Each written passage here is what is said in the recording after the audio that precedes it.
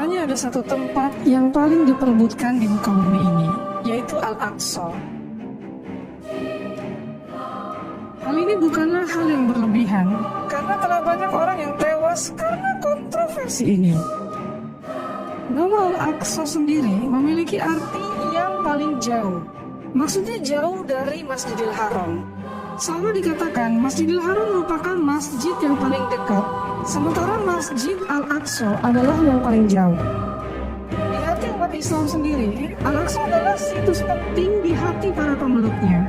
Karena Al-Aqsa adalah lokasi di mana Nabi SAW singgah saat melaksanakan Isra Mi'raj. Rasulullah SAW juga memerintahkan kepada umat Muslim untuk tak hanya mengunjungi Mekah, tetapi baginda juga menunjuk Al-Aqsa sebagai lokasi yang pantas untuk dikunjungi. Masjidil Aqsa merupakan bangunan tertua kedua setelah Ka'bah yang ada di Mekah, dan menjadi tempat suci yang terpenting ketiga setelah Mekah dan Madinah. Dan berikut ini adalah beberapa hal yang mungkin tidak kita ketahui tentang Masjid Al-Aqsa.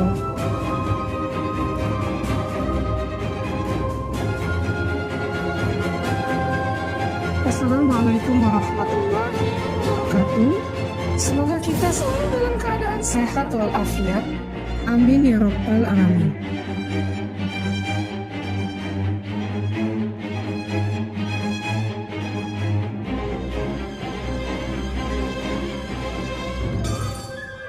Pada tanggal 21 Agustus 1969, seorang Kristen ekstremis dari Australia yang bernama Dennis Michael Rohan pernah berusaha membakar Masjid Al-Aqsa.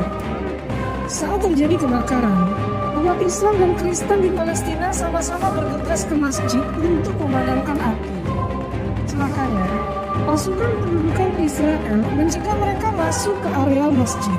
Dan kemudian terjadilah bentrokan sengit di antara mereka. Yang kala itu, umat Islam dan Kristen berhasil memukul mundur orang-orang yang mencegahnya, hingga mereka pun bisa masuk ke dalam masjid dan memadamkan kobaran api. Setelah api berhasil dipadamkan, tingkat kerusakannya baru dapat diketahui. Api ternyata telah menyapu beberapa bagian tertua masjid, terutama menghancurkan mimbar kayu dan gading berusia 900 tahun yang dihadiahkan oleh Salahuddin Al-Ayyubi, serta panel di dinding dan langit-langit pun ikut terbakar. Jadi kala itu, ditemukan banyak area di dalam masjid yang menghitam karena terbakar. Pelaku utama pembakaran Dennis Michael Rohan pun ditangkap dan sempat dipenjara. Hingga tak lama dari itu, dia dibebaskan karena katanya mengalami gangguan jiwa. Sejak peristiwa pembakaran waktu itu, masjid ini telah diperbaharui. Akan tetapi, serangan terhadap situs ketiga paling suci dalam Islam ini masih berlanjut sampai hari ini.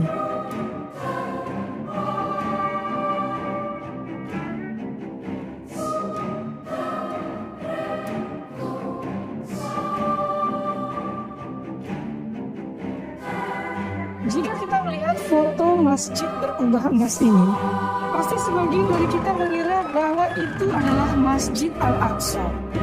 Tapi sebenarnya teman-teman, masjid dengan kubah berwarna kehijauan itulah Masjid Al-Aqsa. Kedua bangunan ini memang dibangun berdekatan. Tak heran sebagian umat Islam, khususnya di Indonesia, banyak yang keliru mana bangunan sebenarnya Masjid Al-Aqsa. Bangunan yang berkubah emas itu bernama Dome of Rock, atau dalam bahasa kitanya adalah kubah batu. Banyak yang berspekulasi bahwa semua ini sengaja dilakukan oleh Israel untuk membuat umat Islam bingung. Dan ini menjadi salah satu konspirasi tentang Masjidil Aqsa. Dan Dome of Rock sendiri memang lokasinya berada di kompleks Haram Asy-Syarif. Bentuk kubahnya banyak dipengaruhi arsitektur dari zaman Bizantium. Kubah batu ini dibangun pada masa Khalifah Abdul Al-Malik bin Marwan. Bangunannya menyerupai bentuk masjid, sehingga ada yang menganggapnya sebagai Masjid Umar. Mengapa dinamakan kubah batu? Karena di dalam bangunan ini ada sebuah batu besar yang berukuran 16,8 kali 12,6 meter. Batu tersebut dipercaya sebagai tempat Rasulullah SAW berpijak sebelum beliau melesat ke Sidratul Muntaha pada tahun 621 Masehi. Namun orang-orang Yahudi menganggap bahwa batu itu adalah batu yang digunakan Nabi Ibrahim ketika beliau hendak mengorbankan Ismail. Jadi jangan salah ya teman-teman, Masjid Al-Aqsa yang asli adalah kubahnya berwarna kehijauan.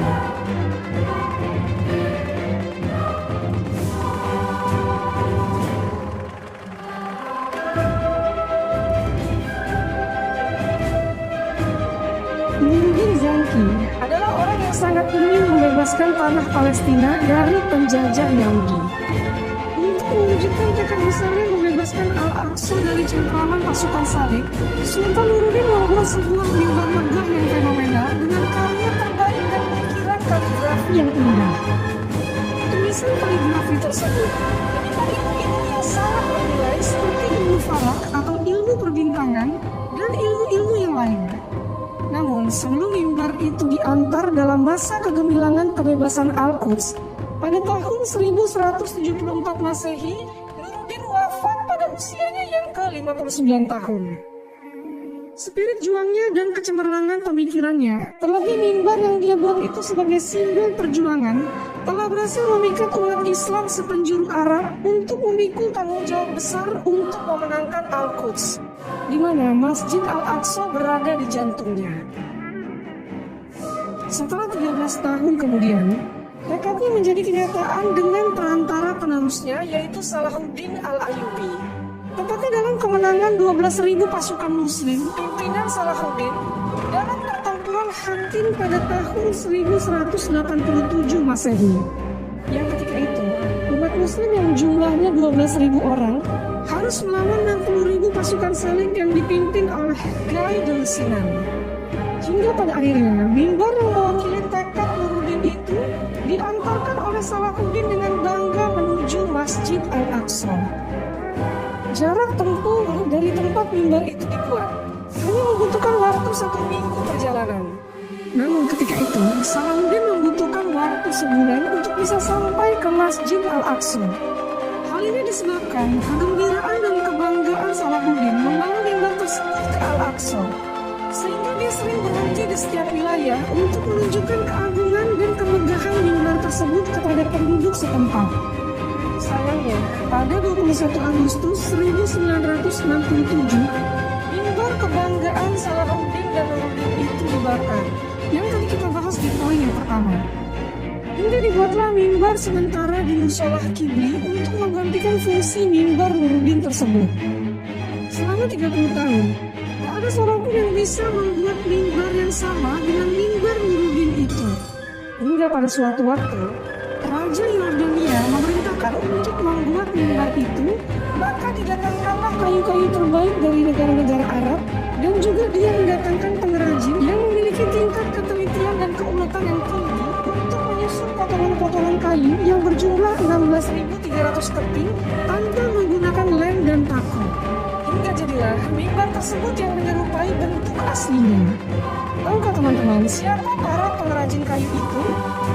Sebagian besar para pengrajin itu adalah orang Indonesia asli. Dari sinilah kita mengetahui bahwa kita sebagai bangsa Indonesia memiliki andil yang cukup besar untuk Masjidil Aqsa, salah satu masjid kecintaan baginda Nabi SAW.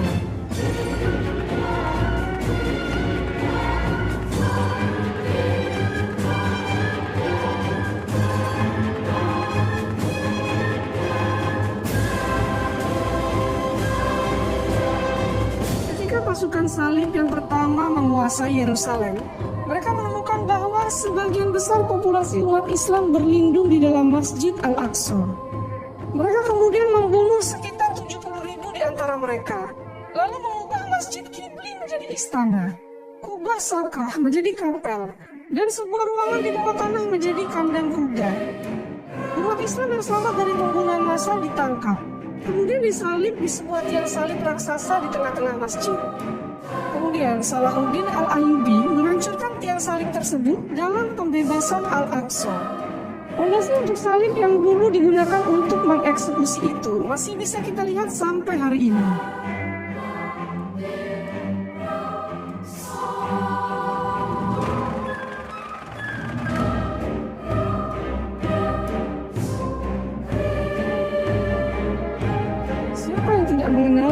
Ihya Ulumuddin yang ditulis oleh Al-Ghazali, sang Hujjatul Islam.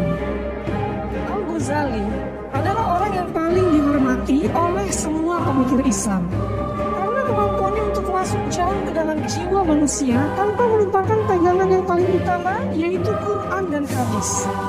Namun sebagian besar dari kita masih banyak yang tidak tahu kalau Al-Ghazali atau Imam Ghazali ini pernah tinggal di Masjid Al-Aqsa dan beliau di sana menyelesaikan mahakaryanya itu di sana. Sebuah bangunan di dalam masjid bahkan menandai kamar mamanya tempat sang ulama tinggal pada zaman dahulu.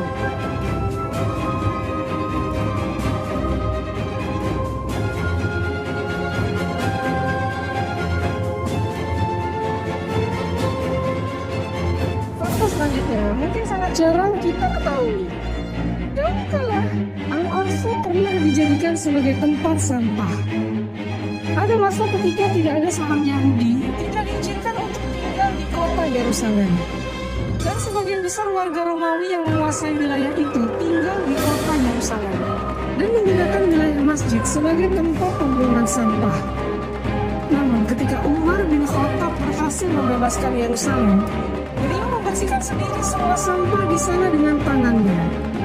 Umar juga mengakhiri pengasingan Yahudi yang telah berlangsung selama ratusan tahun.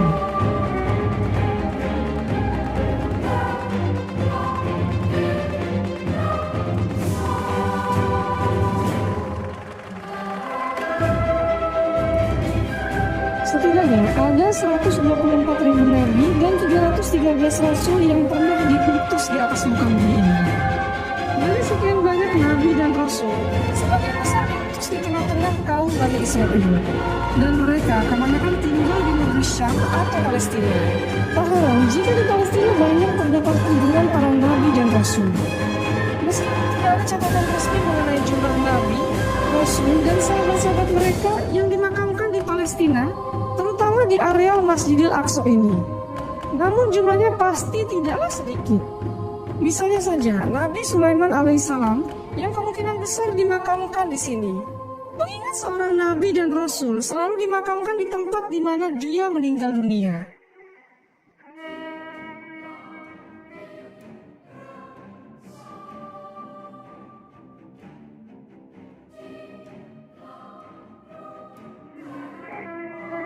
Kompleks Masjidil Aqsa memiliki luas sekitar 144.000 meter persegi. Bentuknya menyerupai sebuah persegi panjang dengan sisi-sisi yang kurang teratur. Sebab panjang tembok yang terletak di 4 arah mata angin memiliki ukuran yang tidak sama, yakni tembok bagian timur 491 meter, tembok bagian barat 462 meter, tembok bagian utara 310 meter, dan tembok bagian selatan 281 meter.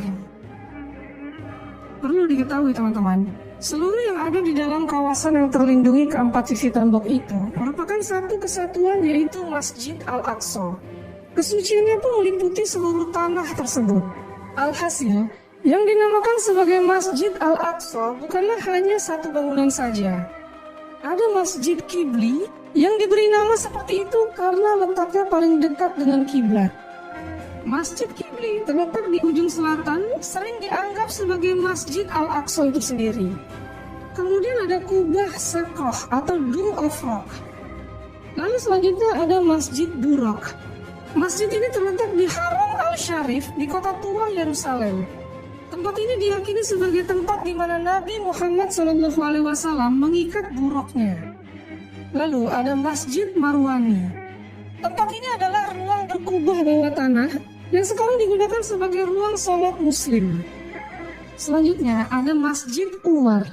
Masjid Ayyubiyah Umar di Yerusalem terletak di seberang halaman selatan gereja makam suci di daerah Muristan di kuarter Kristen.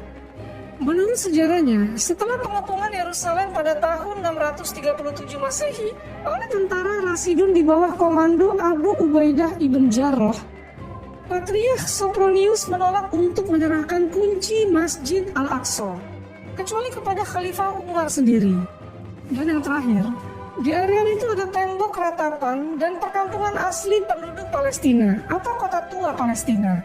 Serta ada juga sebuah pasar tradisional yang terletak di pintu Damaskus, yang menjual segala kebutuhan pangan, pakaian, souvenir, makanan khas Arab, dan lain-lain. Wallahu a'lam bishawab.